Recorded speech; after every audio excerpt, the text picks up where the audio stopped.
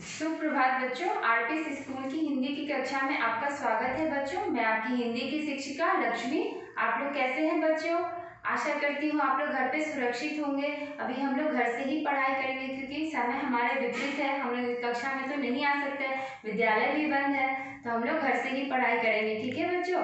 तो कक्षा 6 का आज हम लोग व्याकरण करने जा रहे हैं। आप लोग देख लीजिए, व्याकरण आज हम लोग करेंगे। अभी तक हम लोग व्याकरण के एक ही पाठ किए हैं। मुझे याद है शायद हम लोगों ने भाषा किया है। ठीक है बच्चों? तो भाषा में हम लोगों ने क्या क्या किया था? व्याकरण किया था। भाषा का जो 2 रूप है, लिखित मौखिक रूप किया था हम लोगों ने, लिपि किया था। ठीक है बच्चों? तो हम लोग चलिए आज दूसरा पाठ करने वाले हैं। आप लोग लिख लीजिए दूसरा पाठ कौन सा है हमारा? वर्ण विचार। आप लोग अपनी पुस्तक निकाल लीजिए, तरंग पुस्तक है आपकी, पाठ दूसरा वर्ण विचार। आज हम लोग वर्ण विचार करेंगे। कहने का तात्पर्य है हम लोग क्या पढ़ने वाले हैं आज? वर्णमाला। मैंने यहाँ पे इसकी परिभाषा अच्छे से लिख दी है बच्चों, आप लोग देखिए। वर्णों के व्यवस्थित समूह को वर्णमाला कहते हैं। वर्णों का व्यवस्थित समूह कहने का तात्पर्य है, आप लोग वर्ण तो जानते होंगे बच्चों, ये सब क्या है?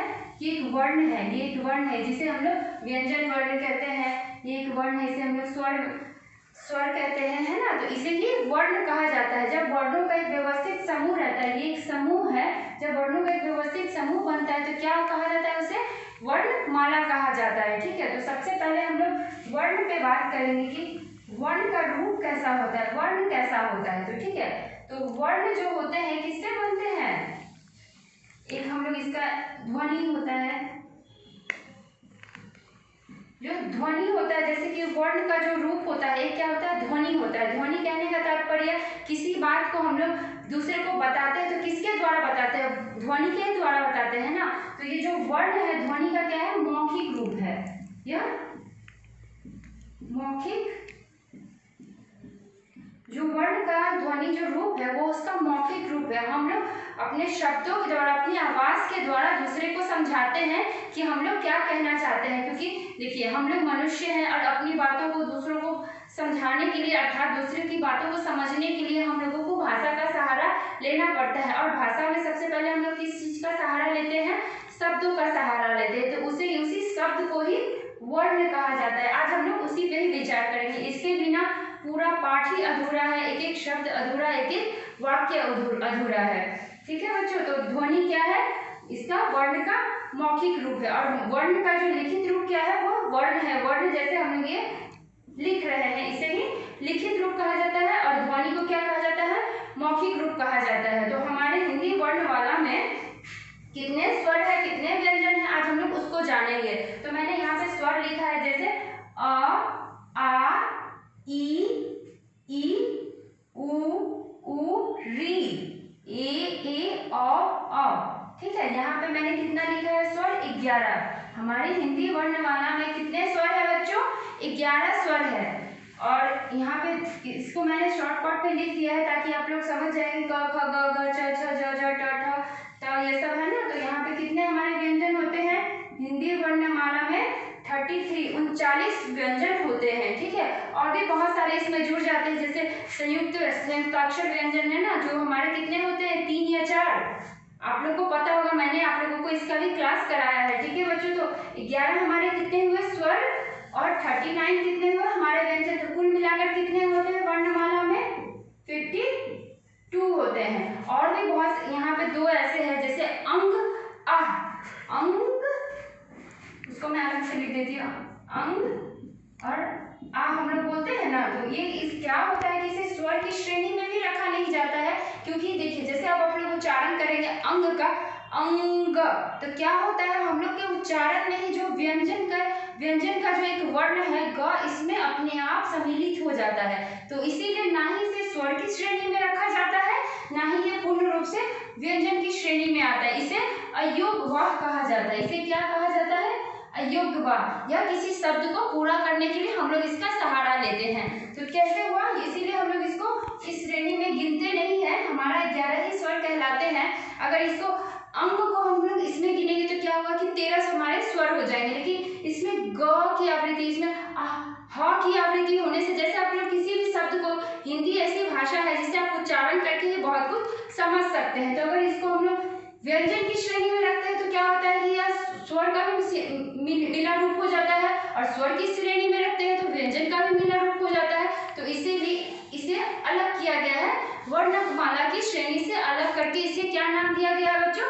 अयोगवाह, जिसे अयोगवाह कहा जाता है। जो किसी शब्द को आवृत्ति में उसे पूरा करने के लिए हम लोग इसका यूज करते हैं, इस्तेमाल करते हैं। ठीक है बच्चों, तो हमारे कितने स्वर हुए? हमारे 11 स्वर है। आप लोग 11 स्वर को देखिए। और हमारे व्यंजन कितने होते हैं? हमारे व्यंजन 39 होते हैं। आज हम लोग इसी को पढ़ेंगे थोड़ा अच्छे से। तो चलिए बच्चों, आप लोग अपनी पुस्तक निकाल लीजिए। यहाँ पे देखिए, हम लोग जानते हैं कि मनुष्य के जीवन में भाषा का महत्व होता है। भाषा के बिना हम लोग अपनी बातों को आपके समक्ष नहीं प्रस्तुत कर सकते हैं, और आप अपनी बातों को हमारे समक्ष प्रस्तुत नहीं कर सकते। इसीलिए भाषा का मनुष्य के जीवन में बहुत ही योगदान होता है। ठीक है, क्योंकि इसके द्वारा हम अपने मन के भावों को दूसरे के सामने समक्ष प्रस्तुत करते हैं।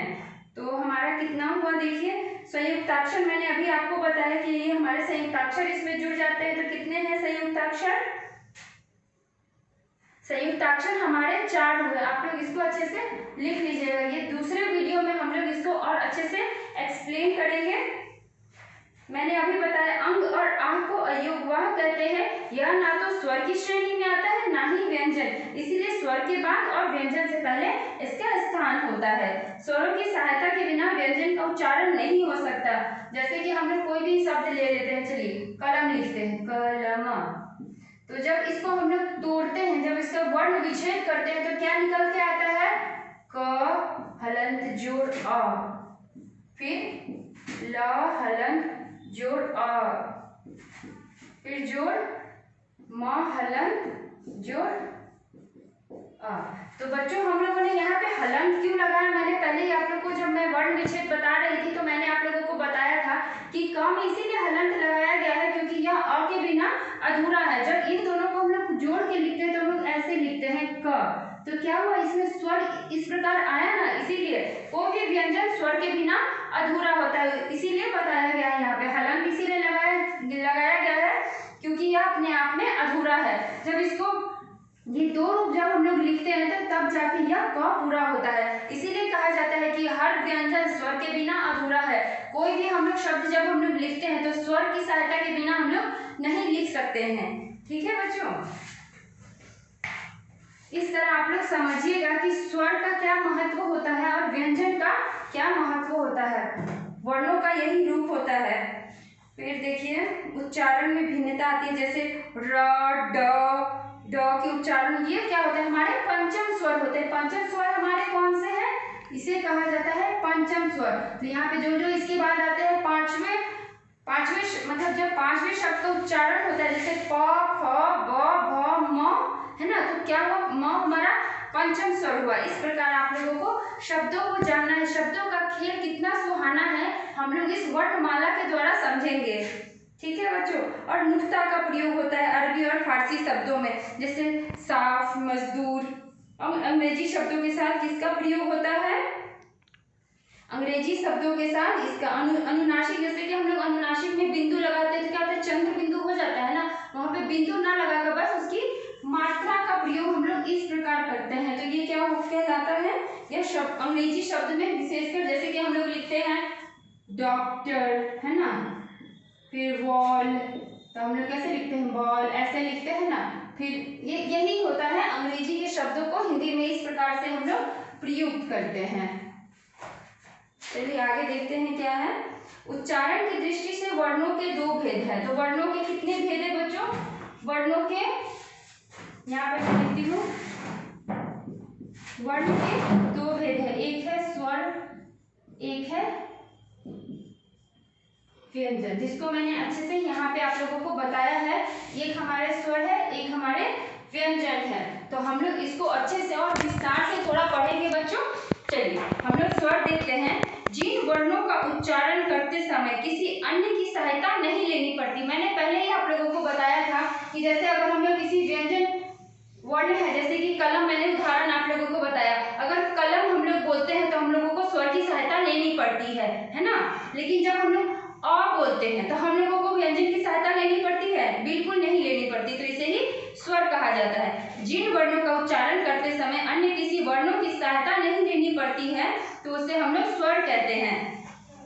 जैसे हिंदी भाषा में 11 स्वर है, जो मैंने आप लोगों को पहले ही बता दिए हैं कि हिंदी वर्णमाला में हमारे स्वर कितने हैं। तो हिंदी वर्णमाला में हमारे स्वर 11 है, लेकिन अ अंग हमारे अयोगवाह की श्रेणी में आते हैं, इसलिए वो 2 कट जाते हैं। अगर उनको भी जोड़कर हम लोग लिखते हैं तो कितने हो जाएंगे? फिर 13 हो जाएंगे। लेकिन हिंदी वर्णमाला में विशेष रूप से 11 स्वरों का ही उल्लेख किया गया है।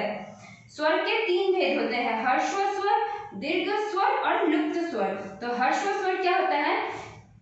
जिन स्वरों के उच्चारण में एक मात्रा का समय लगता है उन्हें ह्रस्व स्वर कहते हैं। इनकी संख्या 4 है, अ, ई, उ, री। अ, ई, उ और क्या है? री। तो यहाँ पे क्या होता है, इसे आप लोग अगर दूसरे शब्दों में मैं इसे समझाना चाहूँ तो क्या मैं कहूँगी, जैसे कि दिन।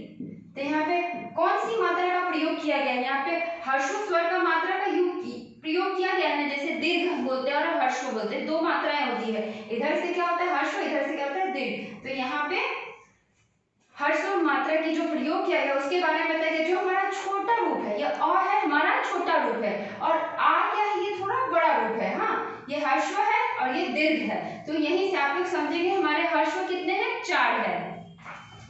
और दीर्घ पढ़ते हैं। चलिए, जिन स्वरों के उच्चारण में हर्ष से दुगुना समय लगता है, मतलब इसको इस मात्रा का एक समय के लिए एक मात्रा का प्रयोग होता है, तो यहाँ पे उससे दुगुना लगता है, तो उन्हें दीर्घ स्वर कहते हैं। इनकी संख्या 7 है, आ, ई, उ, ए, ओ, औ। तो इसकी मात्रा कितनी है? 7 है। ये आप लोग किसी भी मतलब शब्द का उच्चारण करते हैं, जैसे कि किसी का नाम ले लेते हैं, चलो मोहिनी, ठीक है। यहाँ पे मोहिनी मैंने एक नाम लिखा है।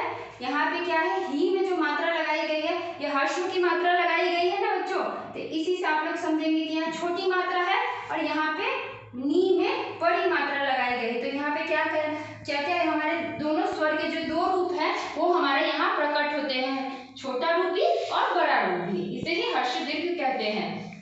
और तीसरा जो है हमारा वो है लुप्त स्वर। बहुत ऐसे शब्द है जिसका उच्चारण करने पे बीच के जो स्वर होते हैं गायब हो जाते हैं। कहने का तात्पर्य है वो हमें आभास नहीं होते कि यहाँ पे किसी भी वर्ण का प्रयोग किया गया है, लेकिन वहां पे प्रयोग होता है। जिन स्वरों के उच्चारण में हर्ष से तिगुना समय लगता है उन्हें लुप्त स्वर कहते हैं। लुप्त स्वर कहने का अर्थ है, हम लोग दूसरी भाषा में कहें तो जो शब्द गायब हो जाता है, पता ही नहीं चलता, उसके होने का आभास नहीं होता है। जैसे ओम, यहाँ पे उदाहरण पे दिया गया है राम। तो यहाँ पे राम है ना, और जो है क्या हुआ है, हमारा जो स्वर है वह लुप्त हो गया है। ठीक है बच्चों, तो यहाँ पे बहुत सारी मात्राएं दी गई है जिसके द्वारा समझाया गया है। इसको आप लोग अच्छे से देखिएगा। आज हम लोग फिर से ये कर लेते हैं, थोड़ा सा अनुस्वार, अनुनासिक और विसर्ग कर लेते हैं। हमारी जो 3 मात्राएं हैं,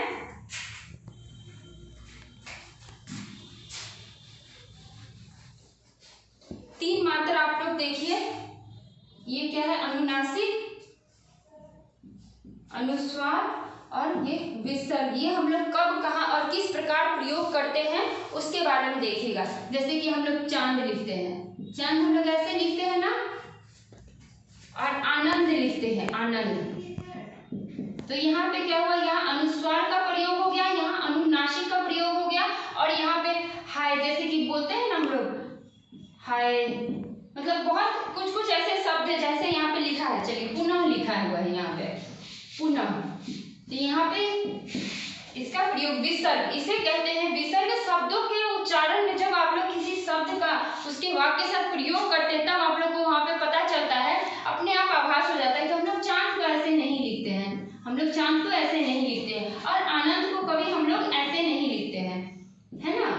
तो कभी कभी क्या होता है, शब्दों के उच्चारण के साथ ही बहुत ऐसे जो गलतियां हैं हमारी वहीं पे सुधर जाती है। तो यही हमारे जो मात्राएं हैं, अनुस्वार है हमारे, अनुनासिक और या विसर्ग। तो 3 मात्राएं इसमें पढ़नी थी जो मैंने आप लोगों को बता दिया है बच्चों।